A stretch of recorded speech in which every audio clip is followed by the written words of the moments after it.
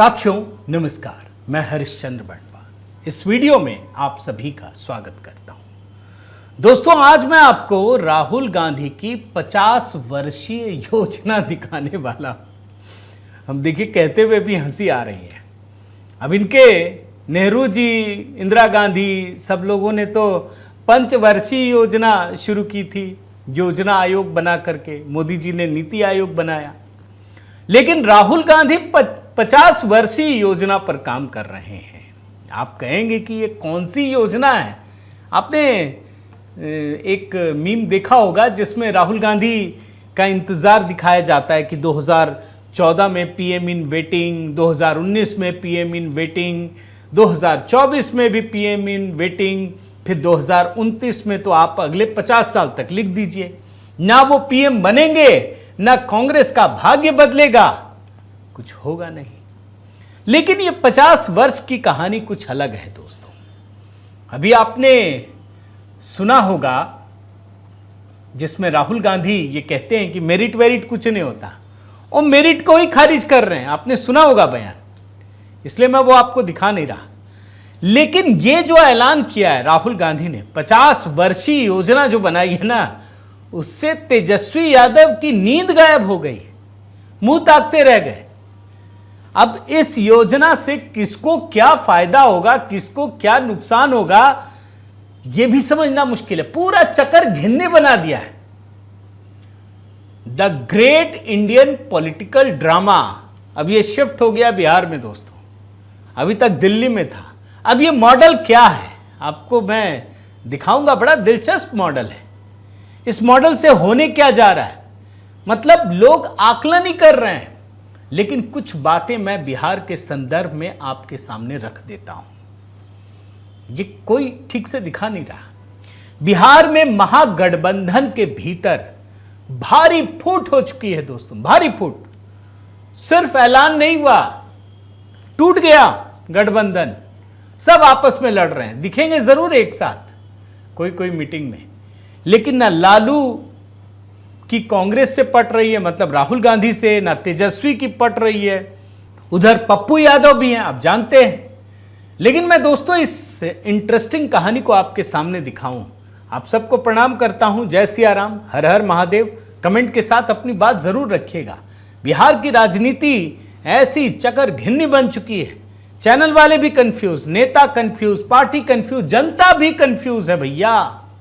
आइए मैं आपको ना एक कमेंट के साथ शुरू करता हूं, बयान के साथ। इसमें राहुल गांधी का थोड़ा पुराना है, ज्यादा नहीं, 8-10 दिन पुराना ही होगा, जिसमें वो कहते हैं कि हम जो प्रोजेक्ट बना रहे हैं ना, वो 2 साल के लिए नहीं, 3 साल के लिए नहीं, बल्कि 50 साल के लिए।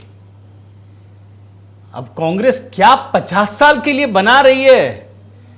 मतलब ये तो सवाल उठाते थे ना मोदी जी जब कहते हैं कि 2047 तक हम विकसित भारत का संकल्प लेकर चल रहे हैं।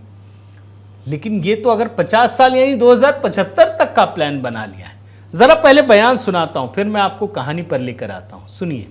हमारा कोई डिस्ट्रिक्ट प्रेसिडेंट हो, ब्लॉक प्रेसिडेंट हो, सीनियर लीडर हो, तो यहाँ पे कांग्रेस होनी चाहिए, दिल में कांग्रेस होनी चाहिए। जीतने हारने की बात छोड़ दो, अभी जीतने हारने की बात छोड़ दो। बस हमारे जो डिस्ट्रिक्ट प्रेसिडेंट्स हैं, जो हमारे लीडर हैं, अगर उनका यहाँ हाथ ऐसे कटे तो उसमें से कांग्रेस का खून निकलना चाहिए। पहला काम यह है। और संगठन का कंट्रोल उन लोगों के हाथ में जाना चाहिए। जैसे ही हम ये करेंगे, तूफान जैसे गुजरात की जनता हमारे संगठन में आने की कोशिश करेगी, और हमें उनके लिए दरवाजे खोलने पड़ेंगे। और हमें गुजरात को अब चुनाव के बारे में बात नहीं करनी। ये हमारा प्रोजेक्ट 2 साल का नहीं है, 3 साल का नहीं है, ये हमारा प्रोजेक्ट 50 साल का है। अब राहुल जी ने ही बता दिया है कि 50 साल के लिए काम कर रहे हैं प्रोजेक्ट पर। तो 50 साल के लिए काम करेंगे तो कुछ तो बड़े फैसले होंगे ना। अब ये बड़े फैसले होंगे क्यों, ये भी समझ लीजिए। ये चुनाव जीतने के लिए तो नहीं लड़ रहे होंगे। 50 साल का कोई प्लान चुनाव जीतने के लिए तो नहीं बनाता ना, चुनाव हारने के लिए बनाता है, समझ जाइए। दिल्ली में जो नतीजे आए हैं उससे कांग्रेसी बहुत खुश हैं, आप समझ लीजिए, बेहद गदगद है। इसलिए नहीं कि भाजपा जीत गई, वो हार गई आम आदमी पार्टी, बल्कि कांग्रेस को इस बात की खुशी है कि अब अगले चुनाव में जो आम आदमी पार्टी है ना, उससे बड़ी पार्टी ये बन जाएगी, लोगों के सामने एक विकल्प होंगे। ये दिल्ली मॉडल है। ये अपने सर्वाइवल के लिए लड़ रहे हैं। इनको समझ में आ गया कि मेरा पूरा अस्तित्व तो कोई दूसरा ले गया है। अब आम आदमी पार्टी हार गई है तो कांग्रेस उठ जाएगी। यही मॉडल चल रहे हैं बिहार के लिए दोस्तों। और मैं निश्चित रूप से मैं प्रेज करना चाहूंगा कि कांग्रेस ने अगर ये फैसला किया तो बहुत बड़ा फैसला। और देखिए इसका नतीजा क्या निकला। सबसे पहले बिहार में जो इनका प्रदेश अध्यक्ष अखिलेश प्रसाद सिंह है, हटा दिया उसको।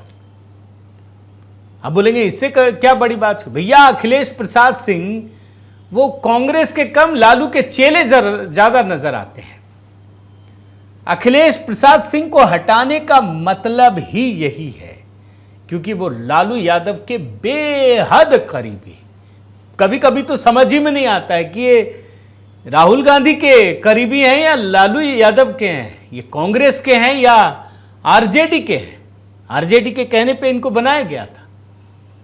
तो कांग्रेस ने ये पहली चाल तो चल दी और उनकी जगह राजेश कुमार जो दलित हैं उनकी ताजपोशी हुई है और एक मैसेज दे दिया साफ साफ कि अब कांग्रेस अपने हिसाब से फैसला करेगी। कुछ नहीं, वहां सीटों की बार्गेनिंग को लेकर के भी झगड़ा हो रहा है, लेकिन उसमें नहीं जाइए। कांग्रेस ने तय कर लिया कि तुम हमसे सीटों के लिए लड़ रहे हो ना, मैं तुम्हारे साथ ही नहीं हूं, तुम्हारे कहने पे कोई काम ही नहीं करेंगे, इंडिपेंडेंट काम करेंगे। और काम करना शुरू कर दिया। और इतना ही नहीं दोस्तों, सिर्फ प्रदेश अध्यक्ष बदले गए ऐसा नहीं है।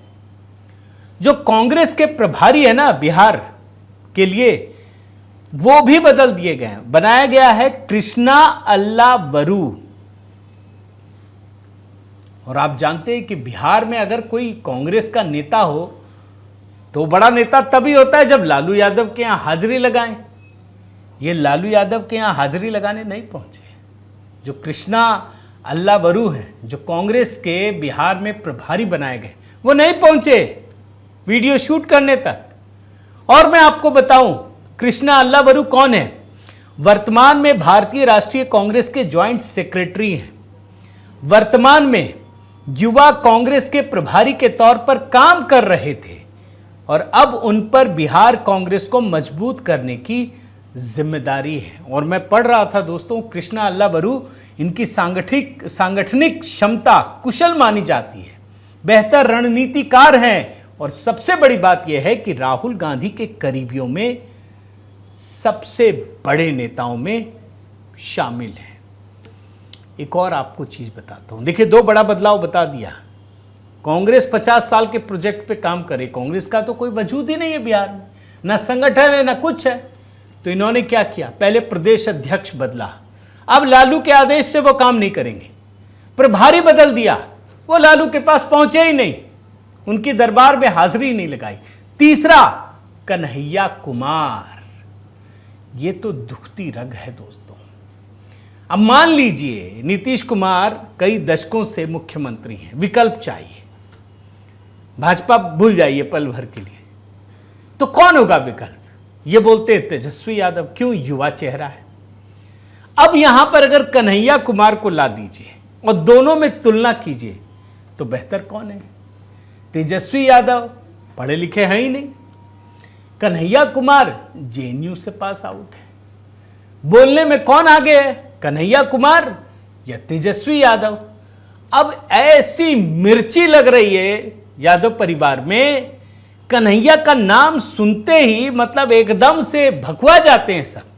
आप समझ जाइए और आप इस बात को समझिए कि कन्हैया कुमार के बिहार में एक्टिव होने से क्या क्या परिस्थितियां बदली हैं। इस समय जो पहले के पूर्व प्रदेश अध्यक्ष थे अखिलेश प्रसाद सिंह, वो कन्हैया के आते ही खुश नहीं थे, क्योंकि दोनों स्वजाति हैं। और अखिलेश प्रसाद सिंह ये मानते थे कि अगर कन्हैया को आपने एक्टिव कर दिया तो कांग्रेस और आरजेडी के संबंध बिगड़ जाएंगे। कांग्रेस ने क्या किया दोस्तों, गांधी परिवार ने क्या किया? अच्छा, संबंध बिगड़ जाएंगे, कन्हैया कुमार को डाउन नहीं किया, अखिलेश को ही हटा दिया, उसी को हटा दिया दोस्तों। और अब जब कन्हैया कुमार को कांग्रेस इस तरीके से प्रमोट कर रही है तो जाहिर तौर पर आरजेडी को मिर्ची लग रही है। वो कह रही है कि भैया तेजस्वी यादव ही चेहरा है, कांग्रेस कह रही है कन्हैया कुमार चेहरा है। आरजेडी कह रही है तेजस्वी यादव चेहरा है। और जैसे ही इनकी यात्रा शुरू हुई है ना कन्हैया कुमार की, आप ये समझ लीजिए कन्हैया कुमार एक यात्रा कर रहे हैं बिना आरजेडी से पूछे। आरजेडी ने पूरी कोशिश की कि इस कन्हैया की यात्रा को रोका जाए, मना कर दिया, कोई यात्रा नहीं रुकेगी। अब जब कन्हैया कुमार की यात्रा हो रही है तो आरजेडी के लिए मुश्किल है, लोग सवाल पूछ रहे हैं। अब आरजेडी बार बार कूद कूद के ये बता रही है कि नहीं हमारा नेता तो तेजस्वी यादव है, कांग्रेस मान ही नहीं रही। आपको सिर्फ उस झगड़े की वजह बता रहा हूं दोस्तों। और आप याद रखिए ये जो यात्रा हो रही है ना कन्हैया कुमार की, इसमें 4 बिंदु बड़े महत्वपूर्ण हैं और वो मैं आपको बताता हूं। पहला, कन्हैया कुमार से लालू परिवार की पुरानी खार है। कन्हैया कुमार को हराने के लिए लालू परिवार ने क्या कुछ नहीं किया, बिहार में, दिल्ली में, हर जगह, यानी कन्हैया कुमार से चिढ़न। दूसरा, पॉलिटिकल बार्गेनिंग। भाई ये कांग्रेस को बोल रहे थे पिछली बार ज्यादा सीट दिया आपको, आप जीत नहीं पाए। 70 सीट पिछली बार दी थी, जीते 19, इस बार बोल रहे 40-50 देंगे। कांग्रेस ने स्ट्रेटजी बदल दी, गियर ही बदल दिया। अरे सीट मांगेंगे नहीं, हम अपना लड़ लेंगे। यही तो असल दांव पेच होता है दोस्तों। तीसरा पॉइंट, पप्पू यादव। आप याद है ना, पप्पू यादव को लालू परिवार पसंद नहीं करता। उनके कहने पर कांग्रेस ने टिकट नहीं दिया, लेकिन पीछे से जाके कहा तुम अकेले लड़ लेना। पप्पू यादव इंडिपेंडेंट खड़े हो गए और जो उनकी पार्टी के नेता हैं आरजेडी के, उसको भी हरा दिया दोस्तों, इंडिपेंडेंट चुनाव जीत गए। और चौथा पॉइंट याद रखिए, कांग्रेस एक नई स्ट्रेटजी पर भी काम कर रही है दोस्तों। अगर कांग्रेस अकेले लड़ती है तो इस बात को याद रखिए कि आरजेडी को तो नुकसान होगा, लेकिन कांग्रेस का पूरा फोकस सवर्ण वोटरों पर है। सारे सवर्ण वोटर भाजपा को जाते हैं, उसे लगता है कि इधर थोड़ी दलित में भी सेंधमारी करेंगे, मुसलमानों के तो सबसे बड़े नेता हो गए, थोड़े सवर्ण वोटर पर भी सेंधमारी करेंगे तो कांग्रेस पुनर्जीवित हो उठेगी। लेकिन कांग्रेस जो काम कर रही है ना दोस्तों, ये अखिलेश को ही नहीं, ये तेजस्वी को ही नहीं, अखिलेश यादव को भी पता है। और आपको एक मजेदार चीज दिखाता हूं, अखिलेश यादव ने अभी हाल ही में यह बयान दिया है कि वो बिहार में तेजस्वी का समर्थन करेंगे। आपको पता है ना कि दिल्ली में चुनाव हो रहा था तो अखिलेश यादव ने केजरीवाल का समर्थन किया, उसके लिए रैली की।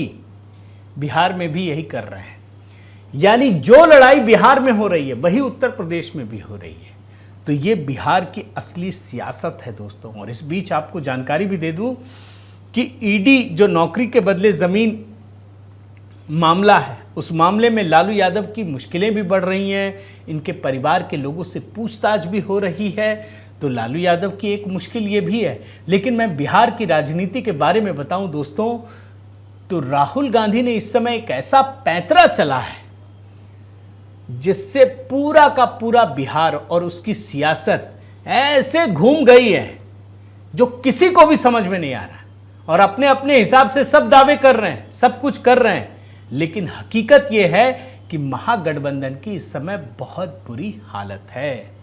तो देखते जाइए क्या होगा। मैं इस पक्ष को अभी छोड़ दिया मैंने कि नीतीश कुमार और भाजपा के संबंध कैसे हैं, क्या वास्तव में नीतीश कुमार मुख्यमंत्री बनेंगे, क्या वास्तव में भारतीय जनता पार्टी पूरी तरह से नीतीश कुमार के सामने सरेंडर कर देगी, या महाराष्ट्र का कोई मॉडल सामने आएगा, इस पर विस्तार से फिर चर्चा होगी। लेकिन इस समय दोस्तों बिहार में जितनी घटनाएं हो रही हैं, छोटी छोटी घटनाओं को बड़ा चढ़ा कर पेश किया जा रहा है।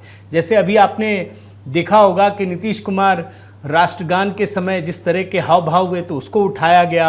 भारतीय जनता पार्टी ने अखिलेश तेजस्वी यादव के टीके के मुद्दे को उठाया। तो ये सारी चीज़ें आपको देखने को मिलेंगी। लेकिन पर्दे के पीछे जो बड़ी बड़ी घटनाएं हो रही हैं वो निश्चित रूप से बिहार की राजनीति को बदलने वाली हैं।